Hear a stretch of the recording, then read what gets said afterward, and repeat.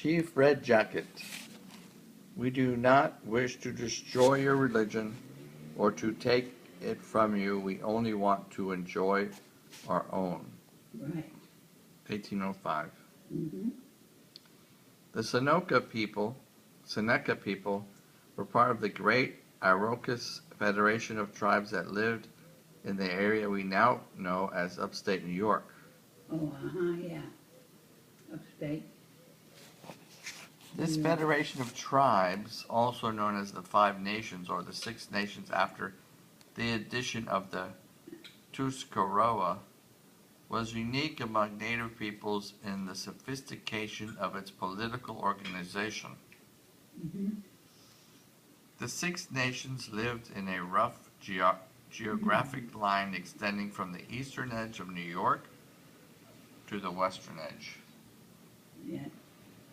They called this territory their Long House, and each tribe had its place and its role. That's right. The Senecas were the westernmost tribe and were responsible for what was known as the Western Door Mm-hmm. of the Long House. Mm-hmm. That's right. When a visitor or a messenger came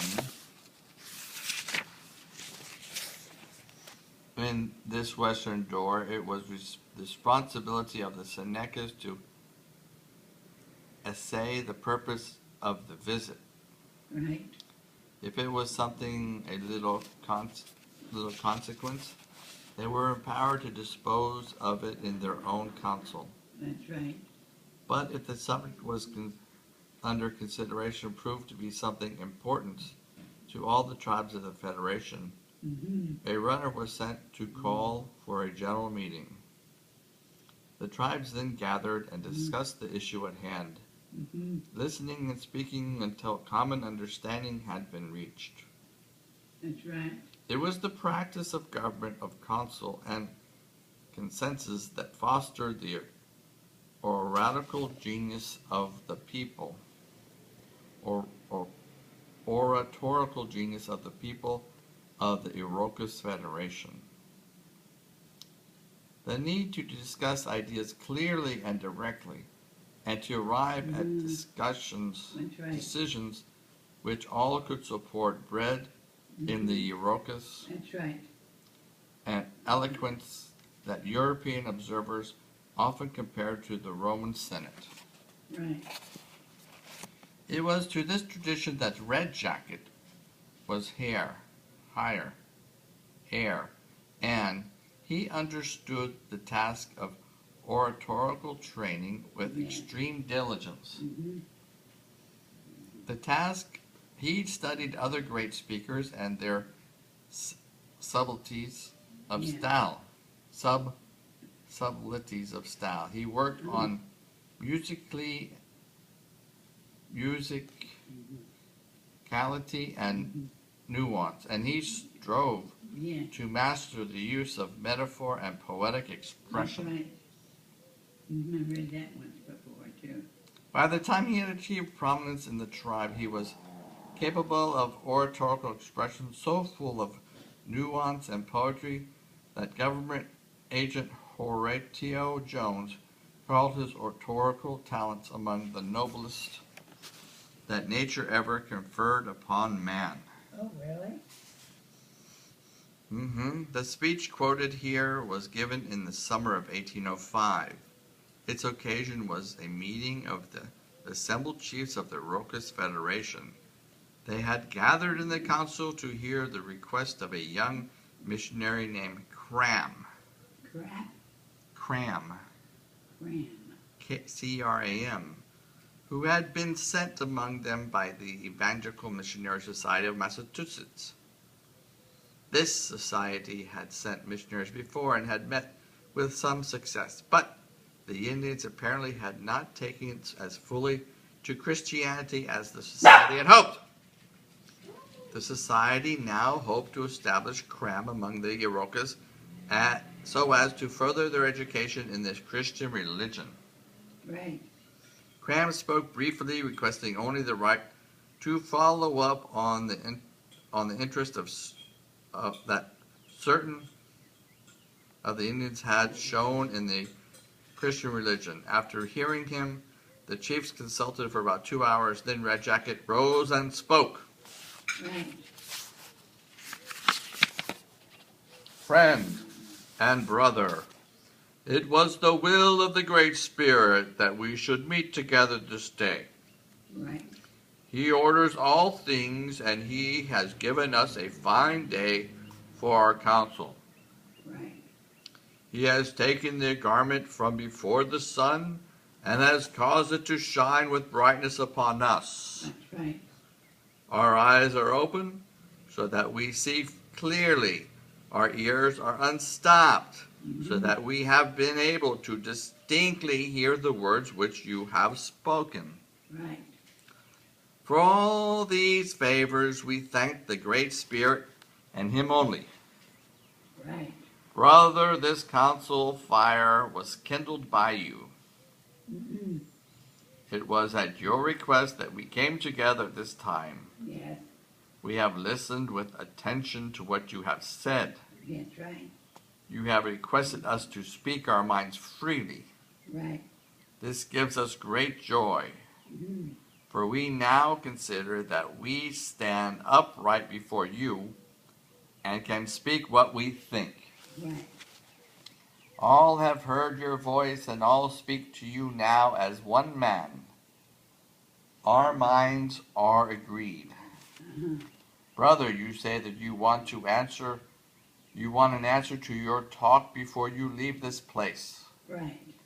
It is right that you should have one, as you are a great distance from home, and we do not wish to detain you.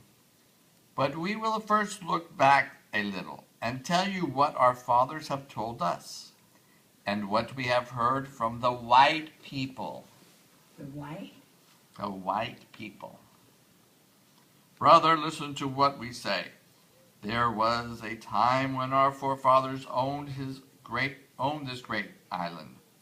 The Seneca, like many other tribes, refer to this continent as a great island.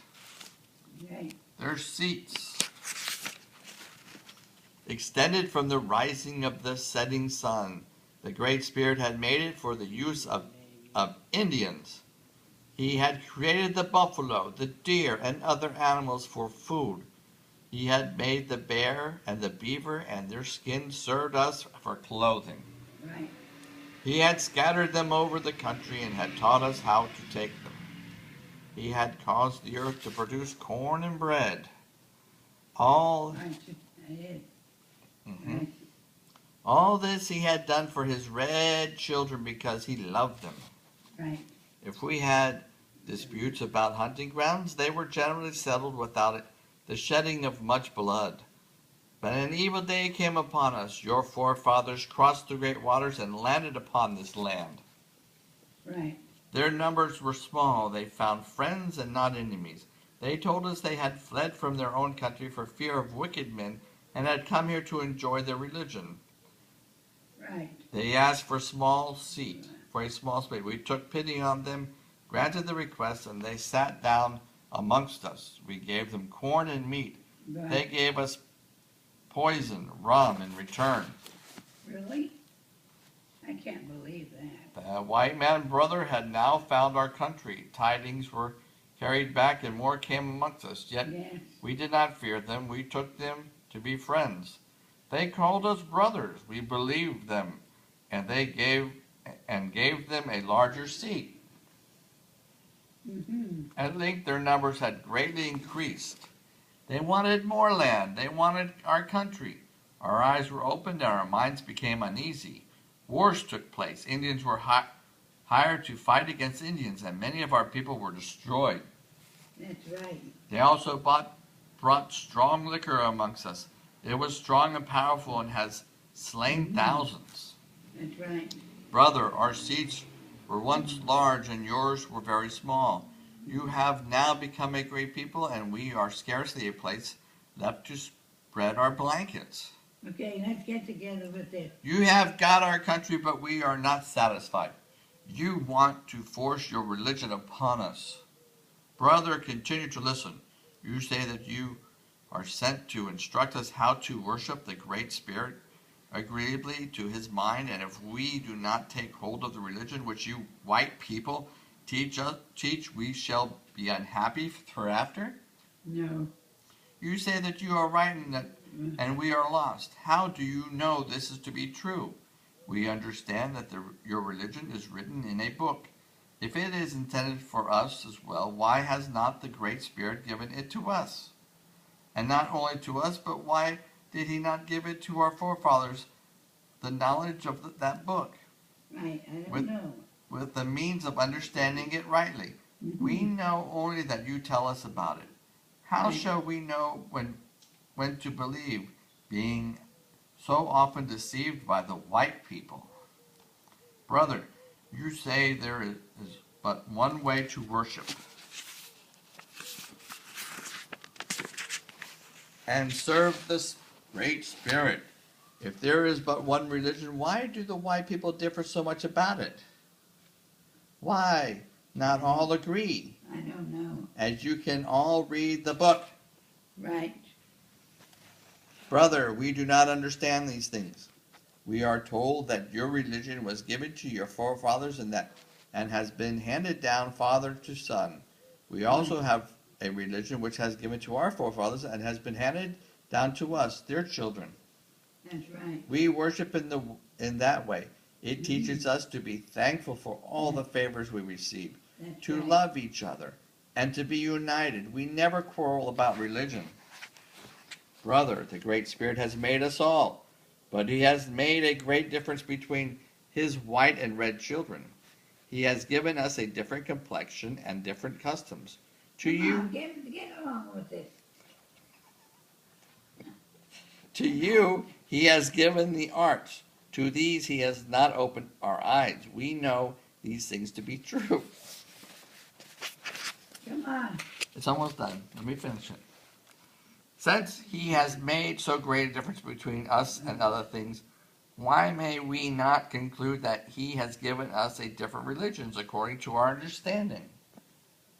Their understanding or our understanding. Now, according to their understanding, he's saying that why can't it be that God gave them a different religion for their understanding? Yeah, sure. Yeah, the Great Spirit does right. He knows what is best for his children. We are Right. satisfied. That's right. Brother, we do not wish to destroy your religion or to take it from you. We only want to enjoy our own. That's right. Brother, you say you have not come to get our land or our money, but to enlighten our minds. I will now tell you that I have been at your meetings and saw you collecting money from the meeting. I cannot tell you what the money was intended for, but suppose it was for your minister. And if we should conform to your way of thinking, perhaps you should want some from us. Brother, we are told that you have been preaching to the white people in this place. These people are our neighbors. We are acquainted with them. We will wait a little while and see what effect your preaching has upon them. If we find it does them good and makes them honest and less disposed to cheat Indians, we will then consider again what you have said. That is so wise, isn't it? Yes, it is. Brother, you have now heard our answer to your talk, and this is all we have to say at present. As we are going to part, we will come and take you by the hand and hope the Great Spirit will protect you on your journey and return safe to your friends. At the end of the speech, Red Jacket rose and approached the missionary with his hand extended. The missionary refused to take it. Wow.